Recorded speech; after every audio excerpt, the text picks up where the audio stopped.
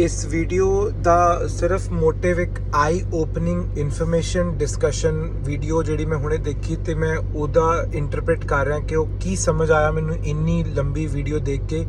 ਇੰਨੀ ਜ਼ਿਆਦਾ ਹੈਰਾਨਗੀ ਭਰੀ ਵੀਡੀਓ ਸੀਗੀ ਉਹ ਕਿ ਇੱਕ international Indian doctor, qualified doctor, well educated, well experienced and ਬਹੁਤ ਹੀ ਸੀਨੀਅਰ ਡਾਕਟਰ ਕਿਵੇਂ ਕੈਨੇਡਾ ਦੇ ਮੈਡੀਕਲ ਸਿਸਟਮ ਦੇ ਹੱਥੇ ਚੜ੍ਹ ਕੇ has become now a real estate agent and ਉਹ ਇੱਥੇ ਕਿਉਂ ਰਹਿਣਾ ਪਿਆ ਉਹਨੂੰ ਬਿਕੋਜ਼ ਉਹ ਆ ਗਿਆ ਐਂਡ ਜਦੋਂ ਉਹ ਇੱਥੇ ਆ ਕੇ ਵਿੱਚ ਵੜਿਆ ਸਿਸਟਮ ਦੇ he was forced to be here for the sake of his kids future because ਉਹ ਆਪ ਤਾਂ ਪਿੱਛੇ ਜਾ ਸਕਦਾ ਸੀ ਪਰ ਉਹਦੇ ਬੱਚੇ ਸੀਗੇ ਜਾਂ ਉਹਨੂੰ ਕਹਿ ਲਓ ਕਿ ਉਹ ਇਦਾਂ ਦਲਦਲ ਜੇ ਵਿੱਚ ਫਸ ਗਿਆ। ਸੋ ਇਹ ਸਿਚੁਏਸ਼ਨ ਸਾਡੇ ਸਾਰਿਆਂ ਨਾਲ ਹੀ ਹੁੰਦੀ ਹੈ ਕਿਤੇ ਨਾ ਕਿਤੇ। ਅਸੀਂ ਇਹੀ ਡਿਸਕਸ਼ਨ ਦੇ ਐਂਡ ਤੇ ਉਹਨਾਂ ਨੇ ਇਹੀ ਕੱਢਿਆ ਕਿ just for the sake of the future ਜਾਂ future generations ਦੇ ਲਈ ਅਸੀਂ ਕਿਵੇਂ ਇੱਥੇ ਰਹਿ ਜਾਂਦੇ ਆ, ਫਸ ਜਾਂਦੇ ਆ ਐਂਡ ਵਾਪਸ ਵੀ ਨਹੀਂ ਜਾ ਸਕਦੇ ਐਂਡ ਆ ਜਾਂਦੇ ਆ ਬੜੇ ਚਾਵਾਂ ਨਾਲ। ਬਟ ਕੁਝ ਫੀਲਡਸ ਵਿੱਚ ਜੋ ਹਾਲਾਤ ਕਰ ਦਿੰਦੇ ਆ ਇੱਥੇ ਦੇ ਸਿਸਟਮਸ ਵਿਚ ਇਜ਼ ਪੈਥੈਟਿਕ। ਉਹਨਾਂ ਨੇ ਮੈਡੀਕਲ ਫੀਲਡ ਬਾਰੇ ਇਸ ਬਾਰੇ ਦੱਸਿਆ ਕਿ ਜੋ ਇੰਟਰਨੈਸ਼ਨਲ ਟ੍ਰੇਨਡ ਡਾਕਟਰਸ ਨੇ ਉਹਨਾਂ ਦੀ ਕੀ ਹਾਲਤ ਹੈ ਇੱਥੇ, ਜਾਂ ਉਹਨਾਂ ਨੂੰ ਕਿੰਨੀ ਕੁ ਇੱਜ਼ਤ ਜਾਂ ਉਹਨਾਂ ਦਾ ਪ੍ਰੋਫੈਸ਼ਨ ਉਹਨਾਂ ਨੂੰ ਕਿੰਨਾ ਕੁ ਅੱਛਾ ਦੇ ਰਿਹਾ ਕੁਝ ਰਿਟਰਨ। ਇਸ ਬਾਰੇ ਵੀਡੀਓ ਦੀ ਡਿਸਕਸ਼ਨ ਜਿਹੜੀ ਹੁਣੇ ਸ਼ਮੀਰ ਜੀ ਜੋ ਕਿ ਬਹੁਤ ਹੀ ਸੀਨੀਅਰ ਰੇਡੀਓ ਜਰਨਲਿਸਟ ਨੇ ਉਹਨਾਂ ਦੇ ਚੈਨਲ ਤੇ ਪੋਸਟ ਹੋਈ ਹੈ, ਮੈਂ ਉਹਦਾ ਲਿੰਕ ਪਾਉਂਗਾ। ਐਂਡ ਇਹ ਵੀਡੀਓ ਬਹੁਤ ਹੀ ਇੰਪੋਰਟੈਂਟ ਐਂਡ ਲਾਈਕ ਮਤਲਬ ਯੂ نو ਕਿ ਬਹੁਤ ਟੱਚ ਕਰਦੀ ਹੈ ਪ੍ਰੋਬਲਮਸ ਨੂੰ ਕਿ ਕਿੱਥੇ ਕਿੱਥੇ ਤੱਕ ਇਸ਼ੂਜ਼ ਹੈਗੇ ਨੇ। It's not a dream to be here ਜਾਂ ਗ੍ਰੀਨ ਕਾਰਡ ਲੈ ਕੇ ਇੱਥੇ ਆਉਣਾ ਸਕਿਲਡ ਪ੍ਰੋਫੈਸ਼ਨਸ ਲਈ ਜਾਂ ਪਰਟੀਕੂਲਰਲੀ ਡਾਕਟਰਸ ਲਈ it's not as good at it seems. ਆ ਵੀਡੀਓ ਦੇਖੋ, ਬਹੁਤ ਹੀ ਅਮੇਜ਼ਿੰਗ ਹੈ। ਸੋ ਜਿਹੜਾ ਕੈਨੇਡਾ ਦੀ ਸਿਟੀਜ਼ਨਸ਼ਿਪ ਜਾਂ ਗ੍ਰੀਨ ਕਾਰਡ ਲੈਣ ਦੀ ਜਿਹੜੀ ਅਚੀਵਮੈਂਟ ਹੈ ਉਹ ਸਾਡੇ ਸਾਰਿਆਂ ਲਈ ਹੀ ਬਹੁਤ ਇੱਕ ਫੈਸੀਨੇਟਿੰਗ ਚੀਜ਼ ਹੁੰਦੀ ਹੈ। ਸੋ ਕੈਨੇਡਾ ਦੇ ਹੈਲਥ ਸਿਸਟਮ ਜਾਂ ਡਾਕਟਰਸ ਦੀ ਕਮੀ ਦੀ ਸਿਚੁਏਸ਼ਨ ਕੀ ਹੈ ਉਹ ਸਾਨੂੰ ਸਾਰਿਆਂ ਨੂੰ ਪਤਾ ਹੈ ਬੇਸਿਕਲੀ ਕਿ ਕੀ ਸਿਚੁਏਸ਼ਨ ਹੈ ਇੱਥੇ, ਕਿੰਨੀ ਜ਼ਿਆਦਾ ਕਮੀ ਹੈ। ਤੇ ਹੁਣੇ ਕੁਝ ਆਵਰਸ ਪਹਿਲਾਂ ਰੈਡ FM ਟੋਰਾਂਟੋ ਦੇ ਵਿੱਚ ਸ਼ਮੀਲ ਜੀ ਦੀ ਜਿਹੜੀ ਇੰਟਰਵਿਊ ਇੱਕ ਬਹੁਤ ਹੀ ਸੀਨੀਅਰ ਡਾਕਟਰ ਜਿਹੜੇ ਕਿ ਇੰਡੀਆ ਦੇ ਬਹੁਤ ਹੀ experienced and highly qualified doctor ਨਾਲ ਉਹਨਾਂ ਨੇ ਜਿਹੜੀ ਇੱਕ ਇੰਟਰਵਿਊ ਹੁਣੇ ਪਬਲਿਸ਼ ਕੀਤੀ ਹੈ। ਉਹ ਵੀਡੀਓ ਮਸਟ ਵਾਚ ਹੈ ਸਾਡੇ ਸਾਰਿਆਂ ਲਈ ਐਜ਼ ਅ ਲੈਸਨ ਕਿ ਕੈਨੇਡਾ ਆਉਣਾ as a skilled very skilled professional ਨੂੰ ਕਿੰਨੀ ਜ਼ਿਆਦਾ ਪ੍ਰੋਬਲਮ ਹੁੰਦੀ ਹੈ ਕੈਨੇਡਾ 'ਚ ਆ ਕੇ ਐਂਡ ਕਿਵੇਂ ਉਹਨਾਂ ਨੂੰ ਰੋਲਿਆ ਜਾਂਦਾ ਹੈ। ਉਹ ਸਾਰੀ ਡਿਸਕਸ਼ਨ ਜਾਂ ਟੌਪਿਕ ਇਹੀ ਸੀਗਾ। So I just watched it and ਮੈਨੂੰ ਆਇਆ ਕਿ ਕਿੰਨਾ ਬੁਰਾ ਹਾਲ ਹੈ ਇੱਥੇ ਆ ਕੇ ਪ੍ਰੋਫੈਸ਼ਨਲਸ ਦਾ। ਸੋ ਇੱਕ ਬਹੁਤ ਹੀ ਸੀਨੀਅਰ ਡਾਕਟਰ ਨਾਲ ਉਹਨਾਂ ਨੇ ਜਦੋਂ ਗੱਲਬਾਤ ਸ਼ੁਰੂ ਕੀਤੀ ਤੇ ਸ਼ੁਰੂਆਤ ਇੱਥੋਂ ਹੋਈ ਕਿ ਕੈਨੇਡਾ ਵਿੱਚ ਫੈਮਿਲੀ ਡਾਕਟਰਸ ਦੀ ਬਹੁਤ ਕਮੀ ਹੈ। ਸੋ ਉਹਦੇ ਬਗੈਰ ਵਿਦਆਊਟ ਫੈਮਿਲੀ ਡਾਕਟਰ ਤੁਹਾਨੂੰ ਹਰ ਪ੍ਰੋਬਲਮਸ ਵਿੱਚ ਐਮਰਜੈਂਸੀ 'ਚ 8-8 ਘੰਟੇ ਵੇਟ ਕਰਕੇ ਤੁਹਾਡਾ ਨੰਬਰ ਆਉਂਦਾ ਹੈ just for a basic injection or medicine ਜਾਂ ਬੇਸਿਕ ਜੀ ਚੈੱਕਅਪ ਲਈ ਵੀ ਤੁਹਾਨੂੰ 8-8 ਘੰਟੇ ਐਮਰਜੈਂਸੀ 'ਚ ਕਈ ਵਾਰੀ ਵੇਟ ਕਰਨਾ ਪੈਂਦਾ because you don't have a family doctor. And ਉਹ ਡਾਕਟਰ ਨੇ ਆਪਣੇ ਦੱਸਿਆ ਕਿ ਇੱਥੇ ਪ੍ਰੋਬਲਮ ਕੀ ਆਉਂਦੀ ਹੈ।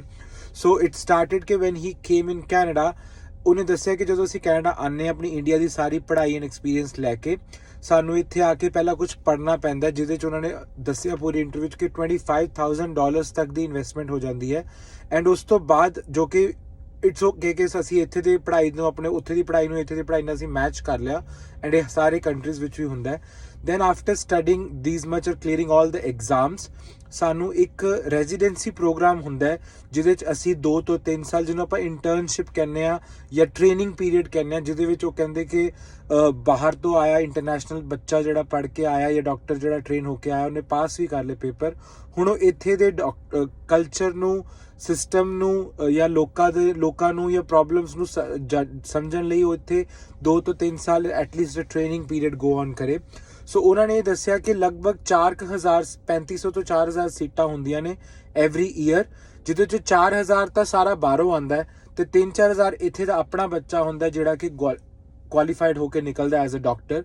ਸੋ ਉਹਨਾਂ ਨੂੰ ਪ੍ਰਾਇੋਰਟੀ ਮਿਲਦੀ ਹੈ ਬਿਕੋਜ਼ ਉਹ ਇੱਥੇ ਦੇ ਪੜ੍ਹੇ ਨੇ ਤੇ ਜਿਹੜੇ ਪਿੱਛੋਂ 4000 ਆਏ ਨੇ ਉਹਨਾਂ 'ਚੋਂ ਸਿਰਫ 500-600 ਡਾਕਟਰਸ ਨੂੰ ਉਹ ਕਹਿੰਦੇ ਕਿ ਪ੍ਰੋਗਰਾਮ ਵਿੱਚ ਐਂਟਰੀ ਮਿਲਦੀ ਹੈ ਯਾਨੀ ਕਿ ਉਹਨਾਂ ਨੇ ਪੇਪਰ ਕਲੀਅਰ ਕਰ ਲਏ, ਉਹਨਾਂ ਨੂੰ ਰੈਜ਼ੀਡੈਂਸੀ ਜਾਂ ਕਹਿ ਲਓ ਜੁਆਇਨਿੰਗ ਹੀ ਨਹੀਂ ਹੋ ਪਾਈ ਕਿਸੇ ਹਸਪੀਟਲ ਵਿੱਚ। ਐਜ਼ ਅ ਰਿਜ਼ਲਟ ਜਿਹੜੇ 3500 ਡਾਕਟਰਸ ਹਾਈਲੀ ਕੁਆਲੀਫਾਈਡ ਸੀਗੇ they are forced to do other works like ਉਹ ਕਹਿੰਦੇ ਕਿ ਕੀ ਕਰ ਰਿਹਾ ਤੁਹਾਡੇ ਹਿਸਾਬ ਨਾਲ ਇੱਕ ਡਾਕਟਰ ਜਿਹੜਾ ਆਇਆ ਹੋਇਆ, ਕਹਿੰਦੇ ਜਾਂ ਤਾਂ ਮੌਰਗੇਜ ਏਜੰਟ ਬਣ ਕੇ ਬੈਠਾ ਹੈ, ਜਾਂ ਕੋਈ ਟਰੱਕ ਚਲਾ ਰਿਹਾ ਹੈ, ਜਾਂ ਕੋਈ ਰੀਅਲ ਏਸਟੇਟ ਦਾ ਕੰਮ ਕਰ ਰਿਹਾ ਹੈ, ਜਾਂ ਕੋਈ ਕਲਾਸਾਂ ਦੇ ਰਿਹਾ ਹੈ, ਆਪਣਾ ਮੈਡੀਕਲ ਦੀਆਂ ਕਲਾਸਿਸ ਦੇ ਕੇ ਆਪਣਾ ਗੁਜ਼ਾਰਾ ਕਰ ਰਿਹਾ ਹੈ। ਤੇ ਉਸ ਤੋਂ ਬਾਅਦ ਇਹ this is a sad reality. ਬਹੁਤ ਹੀ ਹੈਰਾਨ ਹੋਏ ਜਿਹੜੇ ਬਹੁਤ ਸੀਨੀਅਰ ਪੱਤਰਕਾਰ ਨੇ ਸ਼ਮੀਲ ਜੀ, ਕਿ ਇਦਾਂ ਮਤਲਬ ਪੜ੍ਹੇ ਲਿਖੇ ਡਾਕਟਰਸ ਨੂੰ ਰੋਲਿਆ ਜਾਂਦਾ ਬੇਸਿਕਲੀ ਕੈਨੇਡਾ ਵਿੱਚ ਆ ਕੇ, ਬਿਕੋਜ਼ ਰੈਜ਼ੀਡੈਂਸੀ ਪ੍ਰੋਗਰਾਮ ਉਹਨਾਂ ਨੂੰ ਨਹੀਂ ਮਿਲਿਆ। ਫਿਰ ਉਹਨਾਂ ਨੇ ਇੱਕ ਬਹੁਤ ਇੰਪੋਰਟੈਂਟ ਦੱਸੀ ਵੀ ਤੱਕ ਕਿਉਂ ਨਹੀਂ ਮਿਲਦਾ। ਉਹ ਕਹਿੰਦੇ ਜੀ ਕਿ ਸੀਨੀਅਰਸ ਨੇ, ਜਿਹੜੇ ਪੋਲੀਟੀਸ਼ੀਅਨਸ ਨੇ, ਸਿਸਟਮ ਨੇ, ਪਾਲਿਸੀ ਮੇਕਰਸ ਨੇ, ਉਹ ਸਾਰੇ ਰਲੇ ਹੋਏ ਨੇ ਡਾਕਟਰਸ ਨਾਲ, ਸੀਨੀਅਰ ਡਾਕਟਰਸ ਨਾਲ, ਇੱਥੇ ਦੇ ਕਮੇਟੀ ਮੈਂਬਰਸ ਨਾਲ। ਉਹ ਕਿਵੇਂ ਕਹਿੰਦੇ ਕਿ ਜੀ ਕੋਈ ਕੈਪ ਲੱਗਾ ਹੁੰਦਾ ਸੀਗਾ ਕੁਝ ਸਾਲ ਪਹਿਲਾਂ ਕਿ ਜਿਹੜਾ ਇੱਕ ਡਾਕਟਰ ਹੈ ਉਹ ਸਿਰਫ 2.5-3 ਲੱਖ ਡਾਲਰ ਤੱਕ ਹੀ ਕਮਾ ਸਕਦਾ ਹੈ, ਜਾਂ 3.5 ਲੱਖ ਡਾਲਰ ਤੱਕ ਹੀ ਕਮਾ ਸਕਦਾ ਹੈ। ਉਹ ਕੈਪ ਹੁਣ ਕਹਿੰਦੇ ਕਿ ਉਤਰ ਗਿਆ। ਹੁਣ ਉਹ ਕੈਪ ਚੇਂਜ ਕਰਕੇ ਉਹਨਾਂ ਨੇ ਚੇਂਜ ਕਰਤਾ ਵੀ ਜੇ ਉਦੋਂ ਕਹਿੰਦੇ ਸੀ ਕਿ ਜੇ ਕਿਸੇ ਡਾਕਟਰ ਨੇ 3 ਲੱਖ 3.5 ਲੱਖ ਡਾਲਰ ਦੀ ਅਰਨਿੰਗ ਕਰ ਲਈ, ਉਹਨੂੰ ਫਿਰ ਸਾਲ ਲਈ ਬੰਦ ਕਰ ਦਿੰਦੇ ਸੀ ਵੀ ਹੁਣ ਤੁਸੀਂ ਕੰਮ ਨਹੀਂ ਕਰ ਸਕਦੇ, you have to go off, you have to take a vacation now. But ਹੁਣ ਉਹ ਕਹਿੰਦੇ ਕਿ ਉਹ ਸਿਸਟਮ ਕੈਪ ਬੰਦ ਕਰਤਾ, so doctor can earn around $1 million in a year. So ਉਹਦੇ ਕਰਕੇ ਜਿਹੜੇ ਪੜ੍ਹੇ ਲਿਖੇ, ਜਿਹੜੇ ਆਲਰੇਡੀ ਸੈਟਲ ਡਾਕਟਰਸ ਨੇ ਇੱਥੇ, ਉਹ ਬਾਕੀਆਂ ਨੂੰ ਐਡ ਨਹੀਂ ਕਰਨ ਦਿੰਦੇ। ਸਿਸਟਮ ਇਦਾਂ ਦਾ ਉਹਨਾਂ ਨੇ ਬਣਾਇਆ ਹੋਇਆ, ਇਹ ਕਾਰਟਲ ਬਣਾ ਲਈ ਹੋਈ ਹੈ, ਨੈਕਸਸ ਕਹਿੰਦੇ ਜਿਹਨੂੰ, ਇੱਕ ਸਿਸਟਮ ਜਿਹਦੇ ਵਿੱਚ ਉਹ ਕਹਿੰਦੇ ਕਿ ਨਵਾਂ ਬੰਦਾ ਕੋਈ ਆ ਕੇ ਸਾਡਾ ਕੰਪੀਟੀਟਰ ਨਾ ਬਣ ਕੇ ਬਹਿ ਜਾਏ, ਨਵੇਂ ਡਾਕਟਰਸ ਨਾ ਆਣ, ਤਾਂ ਕਿ ਉਹਨਾਂ ਦੀ ਜਿਹੜੀ ਅਰਨਿੰਗ ਹੈ ਜਾਂ ਉਹਨਾਂ ਦੀ ਜਿਹੜੀ ਪ੍ਰੈਕਟਿਸ ਹੈ ਉਹਨੂੰ ਫਰਕ ਨਾ ਪਵੇ। ਉਹਨਾਂ ਸੀਨੀਅਰ ਡਾਕਟਰ ਨੇ ਆਪਣਾ ਕਰੀਅਰ ਦੱਸਿਆ ਕਿ ਕਹਿੰਦਾ ਕਿ ਮੈਂ ਇੰਡੀਆ ਤੋਂ ਕਿੰਨਾ ਪੜ੍ਹ ਕੇ ਕਿੰਨੇ ਵੱਡੇ ਵੱਡੇ ਹਸਪੀਟਲਸ, ਦਿੱਲੀ ਦੇ VVIP ਹਸਪੀਟਲਸ ਉਹਨਾਂ ਨੇ ਪ੍ਰੈਕਟਿਸ ਕੀਤੀ, ਤੇ ਜਦੋਂ ਇੱਥੇ ਆਏ he came to California for his kids basically, ਉਹਨਾਂ ਦੇ ਬੱਚਿਆਂ ਦੀ ਫਿਊਚਰ ਲਈ ਆਏ। ਉੱਥੇ ਕੈਲੀਫੋਰਨੀਆ ਜਦੋਂ ਆਏ, ਉਹਨਾਂ ਨੂੰ ਪਤਾ ਲੱਗਾ ਕਿ ਕੈਨੇਡਾ ਵਿੱਚ ਡਾਕਟਰਸ ਨੂੰ ਬੁਲਾਇਆ ਜਾ ਰਿਹਾ, ਇਮੀਗ੍ਰੇਟ ਕਰ ਰਿਹਾ, ਤਾਂ ਉਹਨਾਂ ਨੇ ਪੇਪਰਸ ਲਗਾਏ। ਉਸ ਤੋਂ ਬਾਅਦ ਉਹਨਾਂ ਦੀ ਇੰਟਰਵਿਊ ਹੋਈ ਐਂਡ ਦੇ ਵਰ very impressed with the exceptional career and exceptional studies ਜਿਹੜੀਆਂ ਉਹਨਾਂ ਡਾਕਟਰਸ ਨੇ ਕੀਤੀਆਂ ਸੀਗੀਆਂ। ਸੋ ਇਮੀਗ੍ਰੇਸ਼ਨ ਉਹਨਾਂ ਨੂੰ ਈਜ਼ੀਲੀ ਮਿਲ ਗਈ। ਜਦੋਂ ਇਮੀਗ੍ਰੇਸ਼ਨ ਮਿਲਣ ਤੋਂ ਬਾਅਦ ਉਹਨਾਂ ਨੇ ਆਪਣੇ ਸਰਕਲ 'ਚ ਇੱਥੇ ਆ ਕੇ ਸਟੱਡੀ ਕੀਤੀ ਕਿ ਮੈਂ ਹੁਣ ਇੱਥੇ ਦਾ ਡਾਕਟਰ ਬਣਨ ਲਈ ਸਟੈਪ ਬਾਏ ਸਟੈਪ ਪੜ੍ਹਾਂ ਜਾਂ ਚੱਲਾਂ ਅੱਗੇ ਐਗਜ਼ਾਮ ਲਈ। ਤਾਂ ਉਹਨਾਂ ਨੂੰ ਪਤਾ ਲੱਗਾ ਕਿ 25-30 ਹਜ਼ਾਰ ਡਾਲਰ ਦੇਣ ਤੋਂ ਬਾਅਦ ਜੇ 2 ਸਾਲ ਤੱਕ ਤੁਹਾਨੂੰ ਰੈਜ਼ੀਡੈਂਸੀ ਨਾ ਮਿਲੀ, then you cannot work as a doctor and ਤੁਸੀਂ ਜ਼ੀਰੋ ਹੋ ਗਏ, ਤੁਹਾਡਾ 25,000 ਵੀ ਜ਼ੀਰੋ ਹੋ ਗਿਆ and you have to again clear all the exams। ਸੋ ਉਹਨਾਂ ਨੂੰ ਪਤਾ ਲੱਗ ਗਿਆ ਕਿ ਮੇਰੇ ਤੋਂ ਹੋਣਾ ਨਹੀਂ। ਫਿਰ ਉਹਨਾਂ ਨੇ ਕਈ ਸਾਰੀ ਚੀਜ਼ਾਂ ਕੀਤੀਆਂ ਜਸਟ ਫॉर द ਸੇਕ ਆਫ देयर ਬੱਚਿਆਂ ਦੀ ਪੜ੍ਹਾਈ ਲਈ, ਫਿਊਚਰ ਲਈ ਉਹ ਆਏ ਸੀ ਐਂਡ ਉਹ ਕੈਨੇਡੀਅਨ ਹੋ ਕੇ ਰਹਿ ਗਏ, ਆਪਣਾ ਇੰਨਾ ਗਲੋਰੀਫਾਈਂਗ ਕਰੀਅਰ ਛੱਡ ਕੇ। ਉਹ ਅੱਜ ਕਹਿੰਦੇ ਕਿ ਮੈਂ ਹੁਣ ਕੀ ਕਰ ਰਿਹਾ, ਮੈਂ ਰੀਅਲ ਏਸਟੇਟ ਏਜੰਟ ਕਰ ਰਿਹਾ ਐਂਡ ਮੈਂ ਖੁਸ਼ ਹਾਂ ਬਿਕਾਜ਼ ਮੈਂ ਆ ਜਾ ਸਕਦਾ ਇੰਡੀਆ, ਜਾਂ ਮੈਂ ਈਜ਼ੀ ਲਾਈਫ ਜੀ ਰਿਹਾ, ਆਪਣੇ ਮਰਜ਼ੀ ਦਾ ਮਾਲਕ ਹਾਂ, ਕੋਈ ਜੌਬ ਨਹੀਂ ਹੈ। ਬਟ ਉਹਨਾਂ ਨੂੰ ਇਹ ਮਤਲਬ ਅਲਟੀਮੇਟਲੀ ਡਿਸਕਸ਼ਨ 'ਚ ਨਿਕਲਿਆ ਕਿ ਅੱਛੇ ਹਾਈਲੀ ਕੁਆਲੀਫਾਈਡ ਡਾਕਟਰ ਨੂੰ ਕੈਨੇਡਾ ਦੇ ਮੈਡੀਕਲ ਸਿਸਟਮ ਨੇ ਜਾਂ ਕੈਨੇਡੀਅਨ ਮੈਡੀਕਲ ਐਸੋਸੀਏਸ਼ਨਸ ਵਰਗੀਆਂ ਕਈ ਸਾਰੀ ਬਾਡੀਜ਼ ਨੇ ਉਹਨਾਂ ਨੂੰ ਇੱਕ ਰੀਅਲ ਏਸਟੇਟ ਏਜੰਟ ਬਣਾ ਕੇ ਛੱਡਤਾ, ਤੇ ਉਹਨਾਂ ਦੇ ਮਤਲਬ ਸਾਰੀ ਕੁਆਲੀਫਿਕੇਸ਼ਨ ਮਿੱਟੀ ਹੋ ਗਈ।